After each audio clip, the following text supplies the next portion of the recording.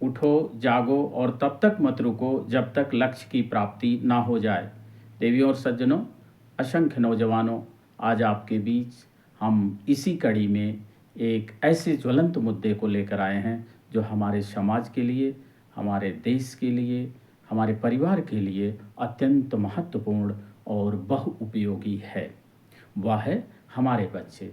हमारे बच्चे किस तरह से उनका हम पालन पोषण करें, किस तरह से उनकी हम देखभाल करें कि वह समाज के लिए एक नींव का काम जो आज कर रहे हैं, कल एक मजबूत और बहुत ही मजबूत रीढ़ की हड्डी बने, जिससे हमारा परिवार, हमारा गांव, हमारा शहर और हमारे देश का भविष्य उज्जवल हो।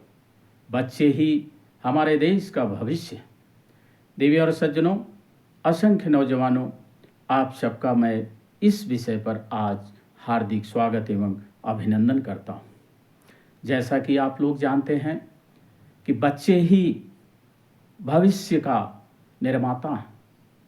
बच्चे ही कल के भविष्य के कार्यकर्ता हैं और हमें अपने परिवार को अगर सुदृढ़ करना है, हमें अपने गांव को अगर सुदृढ़ करना है, हमें अपने देश को अगर मजबूत बनाना है, तो भविष्य को मजबूत बनाना है।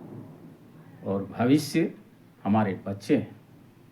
बच्चों को मजबूत बनाना पड़ेगा और बच्चों को मजबूत बनाने के लिए हमें किन किन बातों की आवश्यकता पड़ती है, किन किन चीज़ों की ज़रूरतें आती हैं, उम्र के तमाम पड़ाव कैसे पार किए जाते हैं, इस पर मैं अपने अनुभव और विचार को इस प्रकार प्रकट करता हूँ कि जैसा कि हम जानते हैं कि आजकल बच्चे विद्यार्थियों के 100% नंबर, इवन 90 से 100% नंबर मोस्टली सबके आते हैं। बहुत खुशी की बात है, बहुत ज़रूरी बात है कि सभी बच्चे इतने कुशाग्र बुद्धि के हैं, सभी बच्चे इतने इंटेलिजेंट हैं, सभी बच्चे इतने मेधावी हैं कि उनके मार्क्स 90 से 100% के बीच आते हैं। कारण कुछ भी हो सकता है।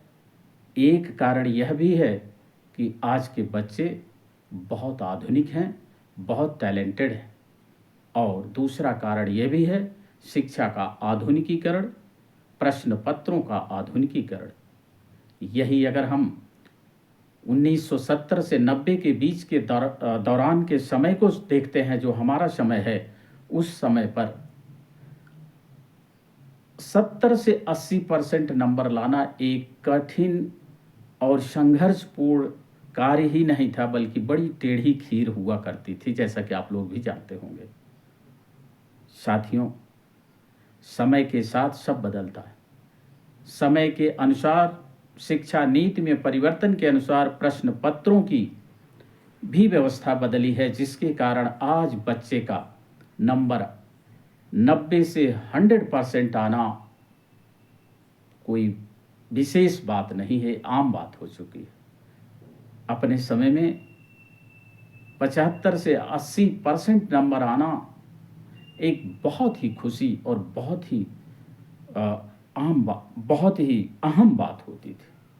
आज वह आम बात बन चुकी है। बच्चा जैसे जैसे ग्रो करता है, वैसे वैसे पेरेंटल, माता पिता, भाई बहन, परिवार की जिम्मेदारियां बढ़ने लगती हैं। जो खास मुद्दा है जिस पे हम बात करना चाहते हैं वो यही है कि जब बच्चे की उम्र 14 से 22 वर्ष की पड़ाव में आता है, उस समय पर बच्चे में बायोलॉजिकल परिवर्तन आते हैं, और इन बायोलॉजिकल परिवर्तनों के कारण बच्चे के दिमाग में भी, बच्चे की सोच में भी, बच्चे के विश्वास में भी परिवर्तन आने शुरू होते हैं।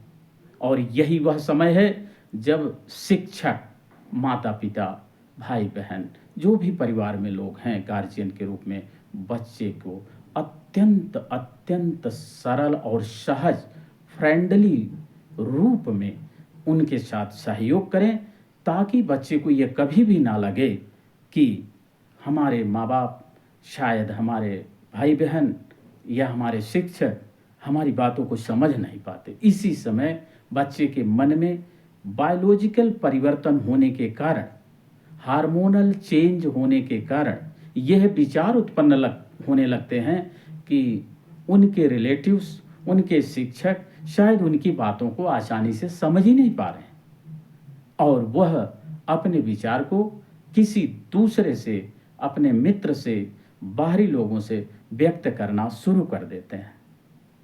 ऐसे समय में, उम्र के इस पड़ाव में, बच्चों को उसी तरह से आप शेप दें जिस तरह से कुम्हार अपने मिट्टी के बर्तनों को पहले कैसे भी किया हो, लेकिन चाक पर लाने के बाद वह नरम हाथों से उनको शेप देता है। जिस भी शेप में लेना होता है उसी शेप में देता है। यही वह समय है माता पिता के लिए जो बहुत और अत्यंत आवश्यक है, जहां पर कि बच्चे को शेप देने वाले हैं वो लोग। ऐसे समय पर ध्यान दें कि बच्चा कभी भी दूसरे ऐसे मित्र की तलाश जो उसको होती रहती है कि मेरे को कोई ऐसा मित्र मिलता है जिससे मैं अपनी सारी बातें बताता और ऐसा मेरे हो रहा है, माने छिपाने की जो एक धारणा उत्पन्न होने लगती है कि अपनों से छिपाओ और दूसरों को बताओ, वह ना होने पाए। ऐसे समय में आपको विशेष ध्यान यही देना है कि बच्चा हर छोटी बड़ी अच्छी बुरी बातें आपसे शेयर करता हो, और कोशिश करें फ्रेंडली रूप में कैसे भी कि कैसे है, क्या है उसके अंदर, अपने आप को जैसा कि शुरू से आप अपडेट करते आए रहे हैं, बच्चे के साथ अपडेट करते रहिए कि आज ऐसा है वैसा है, समय लीजिए और